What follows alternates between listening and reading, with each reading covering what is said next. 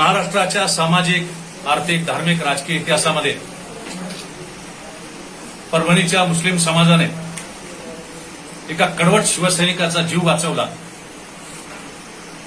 भारतामध्ये फळाला थूक दाखवून मुस्लिम समाजाला बदनाम करणाऱ्या लोकांच्या तोंडावर मी जिवंत उदाहरण म्हणून स्वतः मी आज हे घोषित करतो की मला मिळालेलं जीवन एका सच्चा इस्लामच्या फॉलोअरनं दिलेलं आहे. डॉक्टर खालेक साहेब आहेत, डॉक्टर सय्यद मलिक साहेब आहेत, पाडेला हॉस्पिटलची मॅनेजमेंट आहे, माझे बालमित्र पाडेलाजी आहेत. आणि एक नक्की सांगतो,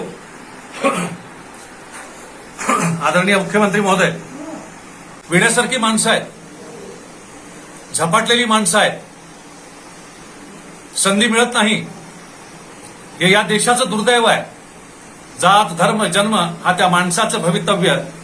परंतु महामारीच्या काळामध्ये मी ज्या ताकदीनं बाबासाहेबांना मानणारा समाज, ज्या ताकदीनं या देशाच्या मूळ प्रवाहातला मुस्लिम समाज जीव धोक्यात घालून, अवलिया माणूस हा, मशिनरी नाही, यंत्रणा नाही, आपापले पैसे टाकून सगळे सेट आणतायत आमचे पाडेला सेट, आणि परभणीमध्ये आज हजारो लोकांचा जीव वाचवतायत. माझी हात जोडून आदरणीय मुख्यमंत्री महोदय आपल्याला विनंती आहे, परभणीकडे आपलं अत्यंत विशेष लक्ष मी वेधू इच्छितो. अत्यंत अवलिया, कर्तृत्ववान माणसं माझ्या शहरामध्ये आहेत. माझी हात जोडून विनंती आहे साहेब, मी कोणत्या मंत्र्याला नाव नाही ठेवणार, आपण माझा स्वभाव ओळखता, ताकाला जाऊन गाडगा लपवणार नाही. अशा माणसांना जर आपण मदत नाही देऊ शकलो, मानवी जीवन वाचवू शकणार नाही.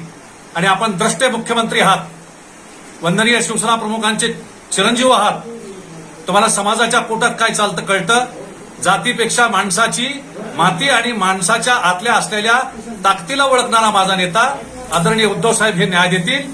आणि पुनश्च एकवा मराठवाड्याच्या या महान भूमीमध्ये मुस्लिम समाजानं केलेलं हे काम मी नतमस्तक होऊन पुन्हा त्यांना धन्यवाद देतो.